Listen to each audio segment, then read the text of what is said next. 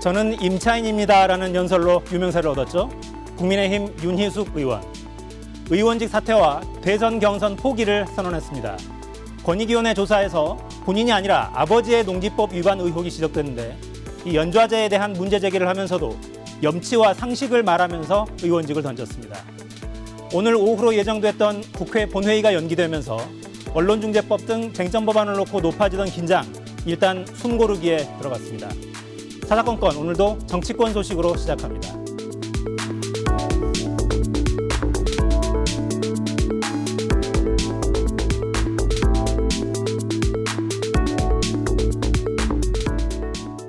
네, 수요일입니다. 여의도 사사건건 권성동, 정청래, 동네 콤비와 함께하겠습니다. 어서 오십시오. 네, 안녕하세요. 자, 오늘 예정됐던 본회의가 격화됐으면 두 분 못 모실 뻔했는데 연기되는 바람에 모셨네요. 네, 오늘 새벽까지 법사위 아주 뜨거웠죠? 주요 장면 준비했습니다. 보고 오겠습니다.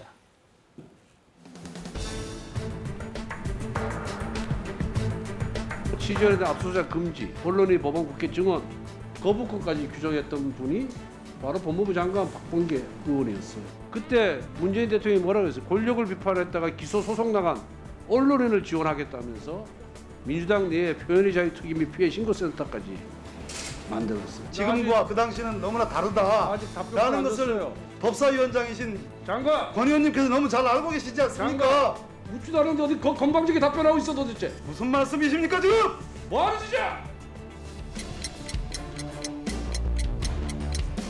당일날 법사위 한 거는 본회의에 올리지 못한다. 오늘 법사위 추가로 하는 거는 25일 오늘 본회의 상정이 안 되는 겁니다. 지금 의미가 없는 겁니다. 야당에서 지금 계속 시간 끌기 한 거 아니었습니까? 아까 말씀하신 국회법 그 규정을 염두에 두셨던 것 같습니다. 그렇게 민주당 마음대로 하려고 그러면은 지난 2년 동안 해왔듯이 그냥 일방적으로 다 일괄상정해서 일괄적으로 방망이 두드리고 나가서 얘기야.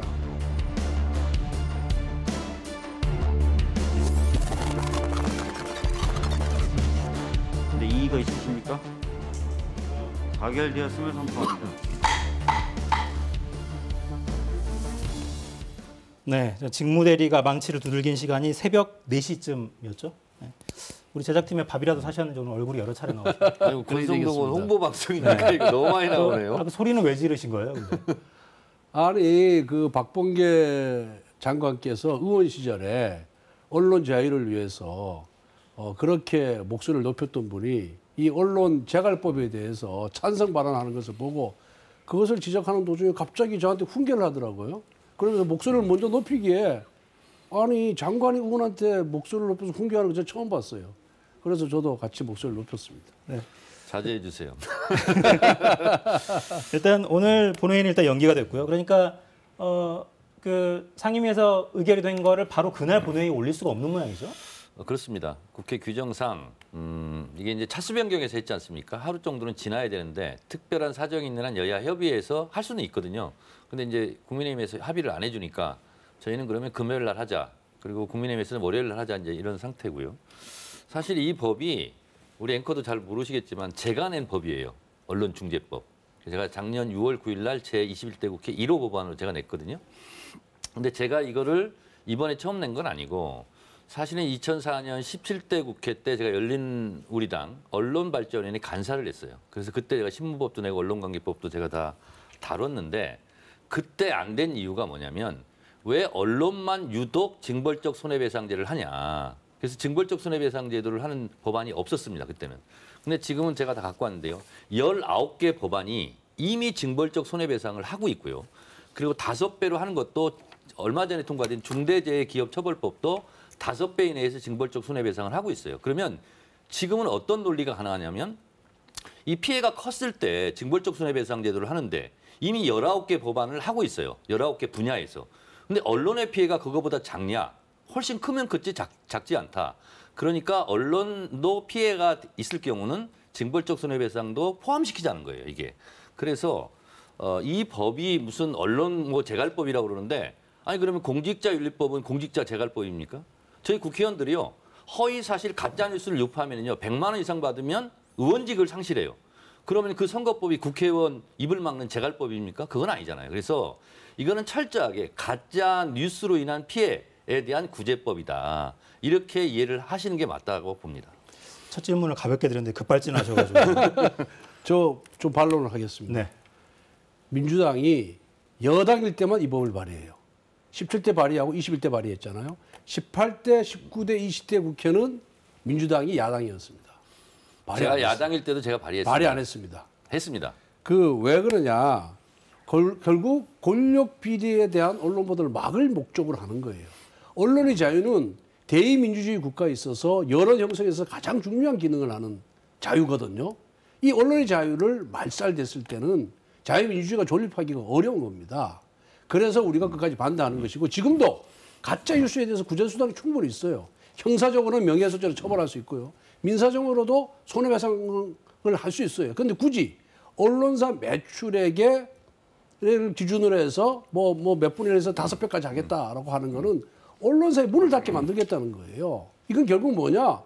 소위 보수 쪽 언론을 때려잡겠다는 그런 의도 이외에는 없다. 저는 그렇게 말씀드립니다. 자, 제가요. 하도급에 의한 대기업의 갑질, 이것도 징벌적 손해배상이에요. 그리고요.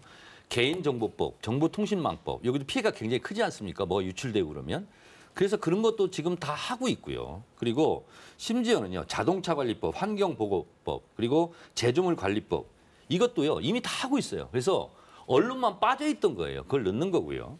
그리고 실제로 미국 같은 경우도요. 이게 이미 다 하고 있고요. 그리고 미국에서는 공권력에 의한 거, 환경, 피해, 뭐 식품 이런 걸로 장난치면 징벌적 손해배상을 다 하게 됐고요. 몇 천억까지 미국은 징벌적 손해배상을 물린 사례가 있거든요. 그래서 이 부분에 대해서는 그러면 언론만 빼냐? 예를 들면 이런 거하고 똑같은 거예요. 수입이 있으면 세금이 있고 수입이 있으면 세무조사가 필요하잖아요.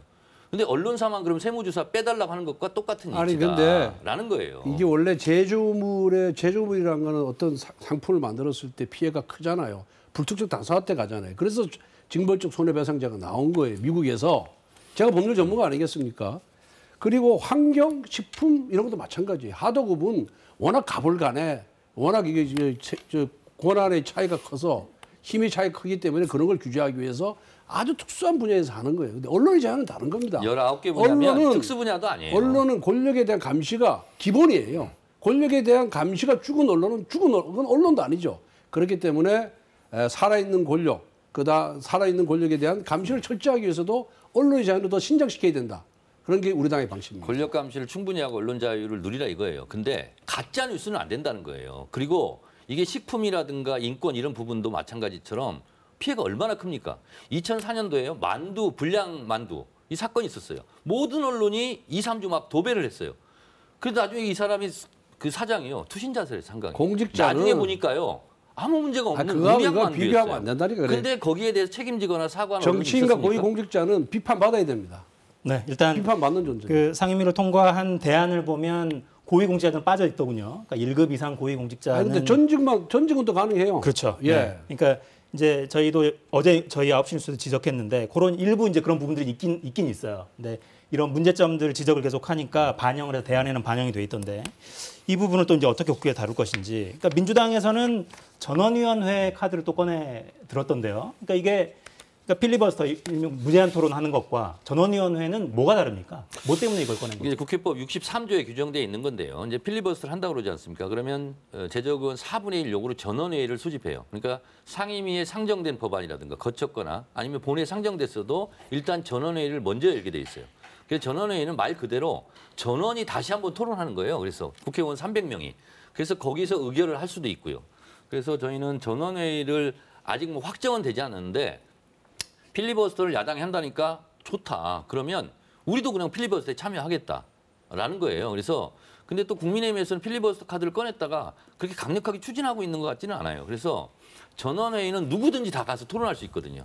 그래서 전원회의를 통해서 그러면 뭐가 부족한지 뭐가 문제인지 한번 토론해보자. 그런 취지입니다. 원래 필리버스터는 야당의 입법 저지 수단입니다. 야당의 권한이에요. 그런데 민주당에서 자기들이 이번에 여당하면서 여당도 필리버스터에 참석할 수 있다 그래요. 필리버스터는 무제한 반대 토론입니다. 근데 찬성 토론하면서 반대 토론에 참여해요. 이거를 21대 국회 들어서 20대 국회부터 이걸 허용을 했거든요. 이거는 국회법의 정신에 정면으로 반하는 것이고 전원위원회는 결국 필리버스터를 막기 위한 수단이죠. 국회 사상 전원위원회가 개최된 얘기를 저는 18대 국회부터 지금까지 한 번도 본 적이 없어요. 그래서 당당하게 토론하면 되는 겁니다. 그렇게 꼼수 쓰지 말고. 그래서 야당에서 필리버스터를 선택하면은 하려면 반대 토론하세요. 찬성 토론하지 말고. 반대 토론만 해라. 예. 일단 야당이 할 수 있는 거는 사실 무제한 토론, 반대 토론밖에 없는 상황이죠. 물리력으로 저지할 수도 법적인 없고. 투쟁은 그거밖에 없고 그다음에 이제 이 절차적 정리를 지키지 않았기 때문에 권한쟁의 심판을 하거나 아니면 이제 언론관계 종사자들이 직접 위헌 법률 심판을 하는 방법은 있습니다.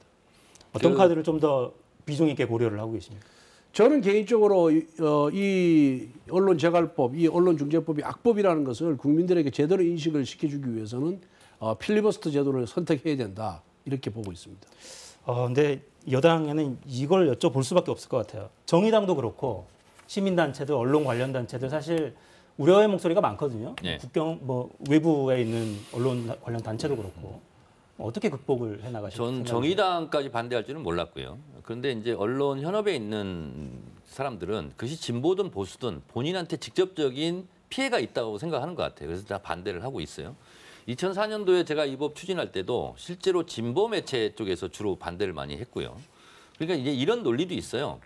예를 들면 조중동 같은 KBS나 MBC 같은 자본력이 충분히 있는 데는 예를 들면 10억 이렇게 맞아도 뭐 버틸 수 있는데 영세한 그런 약한 이런 매체 같은 경우는 문을 닫아야 된다. 그래서 진보 매체는 또 그런 이유에서 반대할 수 있겠다. 이런 생각은 좀 드는데 문제는요. 저희가 법을 진짜 꼼꼼하게 만들어 놨는데 여기는 뭐냐면 가짜 뉴스를 만들려고 고의적으로 반복적으로 했을 경우에요. 근데 만약에 가짜 뉴스를 설령 보도를 했어요. 근데 나는 그걸 진짜로 알고 있었어. 라고 한다면 그건 면책 사유가 또 돼요. 그래서 실제로 악의를 가지고 반복적으로 고의로 했을 경우만 해당되는 거거든요. 그래서 일반 언론인들, 일반 기자들은 사실상 해당이 없습니다, 사실.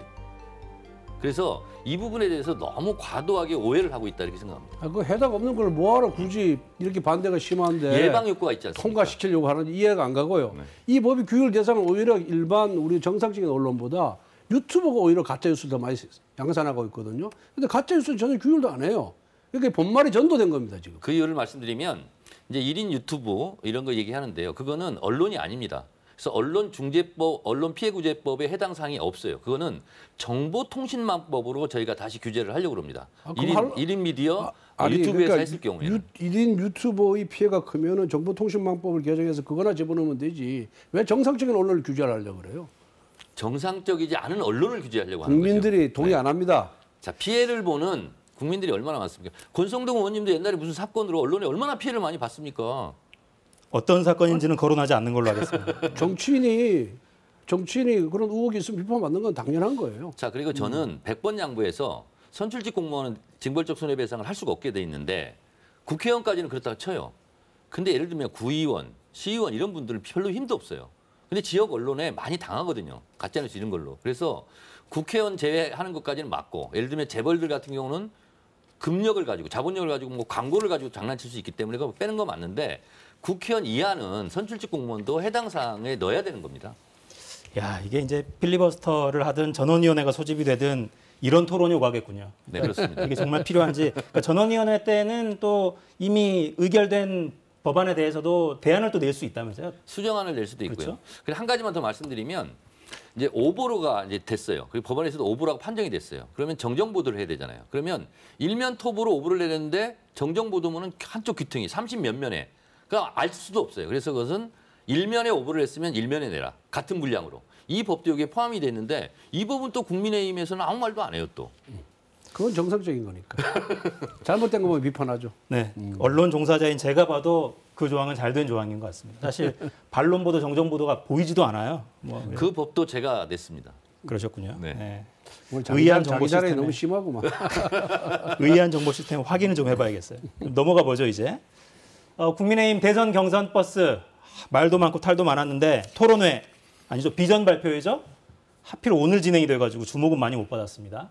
잠깐 보시죠.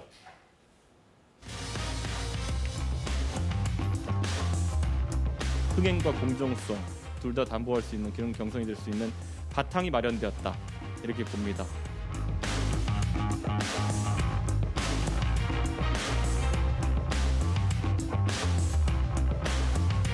윤석열 정부에선 조국도, 드루킹도, 김경수도, 추미애도 없을 것임을 국민께 약속드립니다.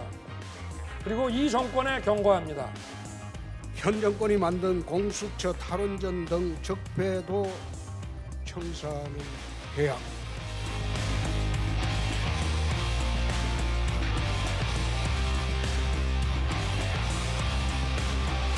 저는 절박합니다. 여러분 눈에는 무엇이 보이십니까? 정권을 교체해야만, 반드시 정권을 교체해야만 할 이유가 있습니다. 바로 이 나라가 다시 일어서야 한다는 절박함이 있습니다. 내년 대선 저는 1% 승부라고 생각을 합니다. 저는 경제에 강합니다. 저는 평생 경제를 공부하고 경제 정책을 연구하고 제 비전 발표하기에 앞서서 윤희숙 의원 문제 한 말씀 드리겠습니다. 윤희숙 의원은 사퇴 의사를 철회해 주시기 바랍니다. 우리 당의 전력 손실이 너무 큽니다.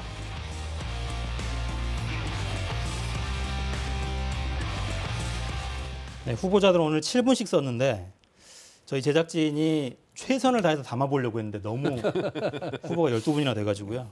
네, 뭐 어려웠다는 말씀 드리겠습니다. 일단 관전평을 한 번씩 들어볼까요? 뭐 좀 눈에 띄는 후보였다든지 뭐 발언이었다든지. 뭐 국민의힘 자체 내에서도 무슨 전쟁통의 학예 발표이냐 이렇게 자주 섞인 얘기도 나오던데 제가 봤을 땐 산무 발표였다. 뭐냐면 당 지도부가 없었어요. 이준석 대표도 김기현 원내대표도 없었고. 있었어요? 아니 뭐 끝까지 없었더라고요 보니까. 그리고 또 하나는 뭐냐면 비전 없는 비전 발표회. 비전도 없었고. 가장 문제는 질의응답이 없어요. 그래서 실제로 질의응답 그리고 토론 이런 게 없으면 저건 그냥 분칠하고 나와서 그냥 발표하는 거죠.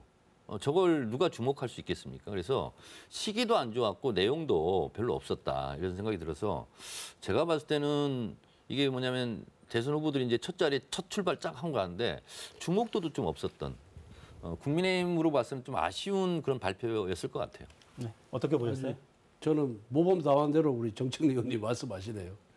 굉장히 흥미로웠습니다. 정부 비판을 넘어서 집권했을 때 어떻게 하겠다는 그런 정책과 비전이 잘 이렇게 조화가 된 그런 장이었고, 이게 뭐 경선버스 출발하기도 전에 이렇게 높은 수준의 비전 발표한 것을 보면은 실제 이제 본격적인 경선에 들어가면은 좀 더 많은 흥미를 끌지 않을까 이렇게 생각을 하고, 특히 뭐 윤석열 후보 같은 경우에는 뭐 비전이 있겠냐, 정책이 있겠냐 했는데 아주 집중적으로 코로나 극복 대책에 대해서 집중을 했고요. 그 다음에 문재인 정부의 문제점 지적을 하고 외교 관계 강화 이런 부분에 대해서 아주 임팩트 있게 말씀을 참 잘했고 또 목소리도 크고 당당해 보였거든요. 너무 편파적 아닙니까? 다른 후보에 비해서. 근데 특히 이제 조국도 없다, 추미애도 없다는 것이 굉장히 인상적인 구절로 받아들였습니다. 콕 집어서 그렇게 한 후보만. 그러니까요. 네, 오늘 이제 비전 발표에 막판에 빠진 후보가 한 명 있죠. 윤희숙 의원. 오전에 경선은 물론 의원직 사퇴까지 선언했습니다. 발언 듣고 다시 말씀 나누겠습니다. 친정 아버님을 엮은 무리수가 야당 의원의 평판을 흠집내려는 의도가 아니면 무엇이겠습니까? 이번 권익위의 끼워 맞추기 조사는 우리나라가 정상화되기 위한 유일한 길이 정권 교체뿐이라는 것을 다시금 보여줍니다. 저는 이 시간부로 대통령 후보 경선을 향한 여정을 멈추겠습니다. 또한 국회의원직도 다시 서초갑 지역구민과 국민들께 돌려드리겠습니다. 네, 이제는 대선 예비 후보가 아닌데 소개가 대선 예비 후보로 자막이 나갔네요. 권 의원님은 윤희숙 의원과 친분이 좀 있으십니까? 발표하기 전에 통화라도 좀 해보셨어요? 예, 뭐 어제 아침에 모 전 의원으로부터 그런 움직임이 있다는 얘기를 듣고 제가 걱정이 돼서 통화를 했습니다. 그래서 만류를 했어요. 첫째는 이 권익위의 조사가 불공정하다. 그리고 민주당과의 그런 균형을 맞추기 위해서 구색 맞추기다. 그리고 아버지가 농지 취득하는데 개입하거나 관여한 바가 전혀 없다. 본인 책임이 아니다. 이거는 대한민국은 연좌제를 인정하지 않는다. 두 번째, 지역구 의원은 그만둘 때도 지역 구민들의 의사를 물어봐야 된다. 그런데 언제 지역 구민들이 윤희숙 의원 보고 사퇴를 하라고 요구를 했냐? 세 번째는 본인이 사퇴를 하게 되면은 권익위에서 지적을 받은 나머지 의원들은 그러면 어떻게 행동을 해야 되냐? 그건 본인만을 위한 생각이다. 윤희숙 의원도 그랬잖아요. 끼워 맞추기 조사라고. 그리고 아버지의 그런 농지 취득 행위에 대해서 관여도 안 했어요. 아버지가 농지를 취득해서 농사를 짓기 위해서 취득했다가 어머니가 갑자기 아프는 바람에 병관할 사람이 없어서 다시 서울로 올라오신 거예요. 그래서 이것을 임대차를 줬거든요, 농지를. 근데 나는 이번 그 조사 결과를 보면서 이 국민권익위가 이게 정상적인 조사기관이 아니다. 이거 정치기관이다라는 걸 저는 이번에 확실히 확인을 했습니다. 왜? 여기 처음에 뭐라 하면 조사 대상 기간이 지금부터 7년 전 2014년 1월 1일 이후에 부동산 취득 행위에 대해서만 조사한다 그랬거든요. 그런데 우리 당의 A 의원은 2004년에 취득했는데 농지법 위반을 하고 문제 삼았고, 한 의원은 2006년에 샀는데 문제 삼았고, 한 의원은 2009년에 샀는데 문제 삼은 거예요.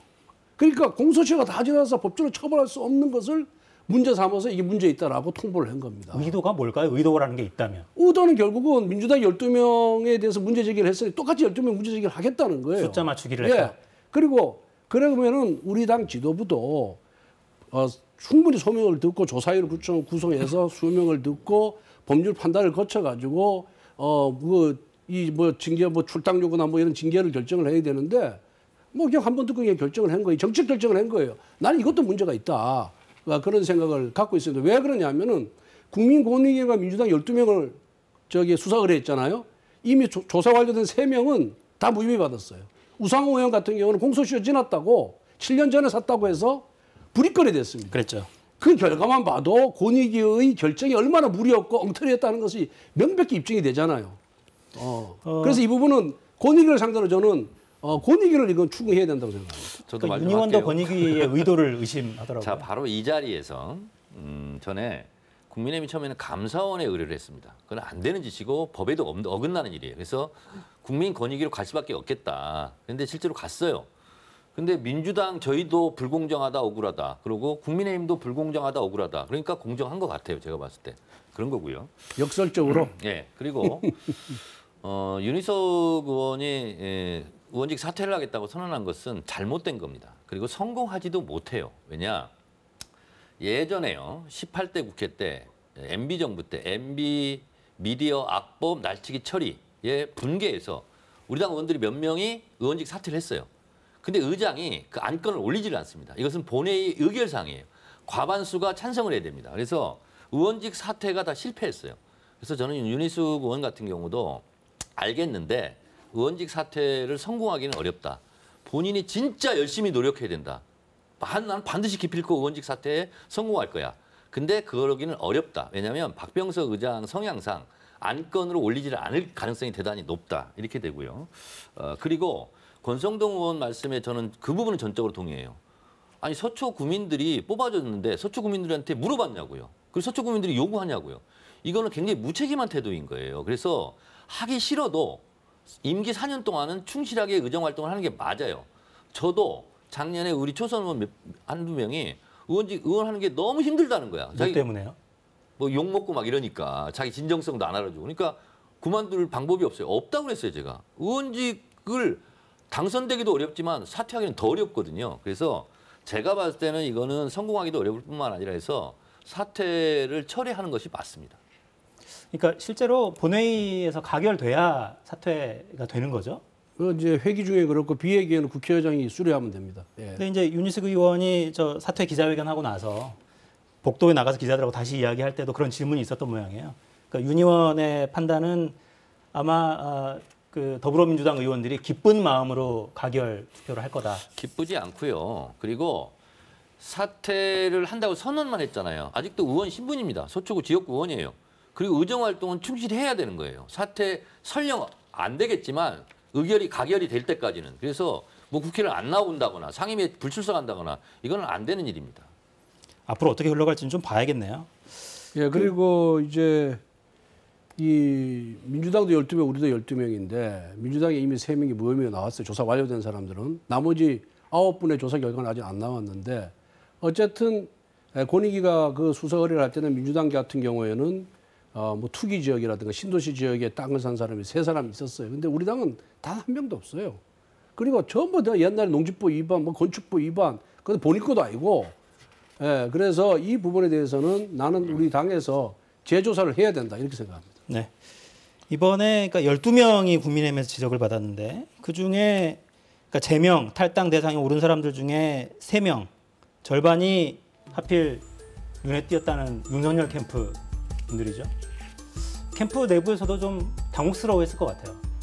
일단 뭐 처음에 당혹스러워했는데 뭐 3분이 뭐 당에서 면죄부 받은 분도 있어요. 3분이 저기 나오네요. 3분은 내가 자진 사퇴하겠다 그랬고 송석준 의원 같은 경우에는 당에서 이미 면죄부를 받았고요. 이철규 의원도 뭐 증여했다는데 증여한 증거가 하나도 없어요. 그래서 지금 굉장히 지금 격앙돼 있는 상태거든요. 제가 직접 들어봐도 너무 억울하고 이건 권익위를 오히려 직권남용으로 처벌해야 될 사안이다 이렇게 보고 있습니다. 의뢰를 했으니까 달게 받아야 되고 제가도 그때 우상호 의원 같은 경우도 굉장히 억울하다. 제가 이제 그 당 입장과 좀 잠깐 차이가 나지만 이렇게 얘기했었는데 국민의힘도 억울한 의원이 있을 수 있겠죠. 그런데 저는 이준석 대표가 어떻게 지금까지 호언장담했냐면 우리는 무조건 민주당보다 세게 하겠다. 그리고 완전 솜방망이 처벌을 한 거거든요. 그래서 이거는 정부 합동 특별수사본부에 일단 의뢰를 해서 거기서 혐의가 없다거나 뭐 그러면 가볍거나 그러면 그때 가서 판단할 일인데 아니 권익위에 의뢰할 때는 언제고 그래서 이분들은 문제가 있다고 하는데 당에서 자의적으로 이 사람은 풀어주고 이 사람은 뭐 벌 주고 이거는 형평성에도 안 맞다고 봅니다. 그 조사 보고서를 당에 보낸 조사 보고서를 읽어보면 공개된 조사 보고서를 읽어보면은 너무 허술해요. 의문이 듬, 의심이 듬 아무런 증거 자료가 없어요. 일국의 국회의원을 이런 식으로 망신 주는 이 권익위 태도는 이거 비판받아 마땅하다니까요. 네, 그러니까 일단 근데 왜 거기를 의뢰를 했어요 그러면? 경찰에 정당하게 정상적으로 제대로 할 줄 알았죠. 경찰의 수사 의뢰가 또 됐으니까 수사 결과도 한번 또 지켜보죠. 네. 윤식 의원의 사퇴안 이게 본회의의 부의가 될지 이것부터 좀 봐야겠습니다. 자 이제 민주당 얘기로 좀 넘어가 볼까요? 민주당 쪽에서는 이 이름이 나오는 것 자체가 좀 부담스러울 것 같기도 한데 조국 전 장관의 딸 네. 조민씨 의학전문대학원 입학을 취소하겠다라는 예정 처분 통보가 있었죠 부산대. 중간 발표를 한 저희가 의심스럽다 이렇게 글을 쓰셨던데. 네, 그렇습니다. 어떤 의미인가요? 최종 처분을 최종적으로 발표하면 되는 거예요. 근데 언론에 생중계까지 하면서 중간 발표하는 거 아닙니까? 예정 처분이에요. 그리고 또 뭐라 그러냐면 대법원에서 판결이 뒤바뀌면 이것도 뒤바뀐다. 그리고 대법원까지 보고하는 게 맞는 거죠.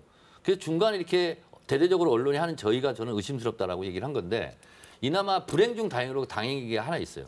조민 양은 고대 성적과 영어 성적이 합격할 만큼 충분히 상위권을 형성했다. 지금까지는 실력도 안 되는데 뭐 합격했냐 했는데 그거는 부산대 공정위에서 해결을 해준 거예요.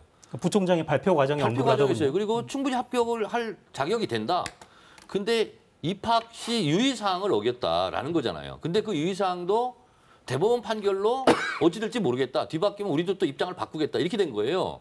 그래서 제가 보기에는 행정소송을 내라. 그러면서 책임을 좀 회피한 거 아니냐. 부산대에서. 이런 생각이 들고 아니 대법원까지 충분히 판결이 나고 나서 그때 결정해도 될 일을 왜 지금 중간에 이렇게 발표를 하냐라는 부분을 제가 문제를 삼는 겁니다. 근데 그 결정을 하고 발표한 주체가 부산대라서 그러니까. 국립대학이 무슨 의도가 있을까요? 아니 그러니까 자기들도 이제 뭐 압박을 받을 거 아닙니까? 조민 양에 대해서 어떻게 해라 저렇게 해라. 그러니까 이제 했겠죠. 근데 저는 공정위에서는 또 엇갈렸다는 거예요. 입학 취소와 유지가. 그걸 가지고 총장한테 일임했다는 거예요. 근데 거기서 결정한 거예요. 그래서 차라리 그러면 공정위에서 판단을 해보든가. 그래서 이런 부분이 저는 석연치 않다 이렇게 보는 겁니다. 왜 조국 가족에 대해서는 저렇게 목소리를 높여서 보호하려고 하는지 이해를 못하겠습니다. 이미 정경심 교수에 대한 판결문을 보면은 그 입학 관련 각종 서류는 전부 유죄한 걸로 판명이 났고 그다음에 사모펀드도 절반이 다 유죄로 확정이 됐거든요. 그러면은 법원의 판단을 존중해서 당연히 문제가 있으면은 그런 행정처분을 해야 되겠죠. 그 최순실 딸 정유라 같은 경우에는 수사 도중에 항장 다 박탈했어요. 중절이 돼버려요, 중절. 그거하고 비교해 보면은 이 정부와 관련된 대학들이 이 조민을 구하기 위해서 얼마나 애를 쓰고 있는지 여실히 비교가 될 겁니다. 세상에서 제일 나쁜 게 배가 고픈 게 아니라 배가 아픈 거예요. 형평성이 이러면은 그거 다 분노하게 돼 있는 겁니다. 그래서 이 부분도 이제는 그 정도 소위 의리 아닌 의리를 지켰으면 됐으니까 이제는 민주당도 놔줘야 된다. 심지어 민주당 후보들은 대선 후보들은 뭐라 그랬습니까? 사모펀드 보고 전부 유죄가 나왔기 때문에 어거지 수사했다. 이러면서 비판하지 않습니까? 사실도 왜곡해요. 나는 그렇게 조국을 지지하는 친문들이 그렇게 두려운지 민주당 대선 후보한테 묻고요. 민주당이 성공하려면은 조국을 버려야 민주당 성공할 수 있다 생각합니다. 우리가 보통 무죄 추정의 원칙 얘기하지 않습니까? 근데 그 무죄 앞에 붙는 말이 있어요. 대법원 확정 판결 전까지 무죄 추정이 원칙이에요. 근데 무죄 추정의 원칙이 조민 양에게는 왜 2심으로 한정되는 거죠? 모든 사람은 다 대법원 판결까지 받고 나서 무죄인지 유죄인지 보는데 그런 부분이 하나 있는 거고요. 실제로 조국 장관을 수사할 때 예를 들면 입학 자료 문제다 이런 걸로 시작했습니까? 처음에는 사모펀드 권력형 비리 뭐 조국이 대선 나가려고 대선 자금 모았다 이런 걸 했는데 그 부분은 다 지금 사실은 다 가짜 뉴스예요. 그게 거기에 대해서 지금 책임지고 있고 사과한 언론이 있습니까? 검찰이 대선 나가려고 수사한다는 얘기 한 번도 한 적이 없어요. 언론 보도들이 그때 언론에서 그렇게 한 거고 찾아보세요. 그 언론 재갈법도 결국 조국 수사에 대한 가짜 뉴스가 많았다고 하면서 민주당이 낸 거예요. 민주당 그것도 조국에서 비롯된 거예요. 제가 2004년도부터 네? 추진했어요. 비롯됐고 교수할 때부터. 그다음에 그런 논리라면 정유라는 수사 중에 정유라는 이화여대 입학 취소되고 중절된 거에 대해서는 어떻게 설명할 겁니까? 자, 시간이 지났습니다. 역시 이 이름이 나오면 불이 붙을 줄 알았어요. 오늘은 동네 콤비가 아니라 동네 대첩으로 가네요. 네, 지금까지 정청래 권성동 의원과 함께했습니다. 다음 주에 뵙겠습니다. 네, 고맙습니다.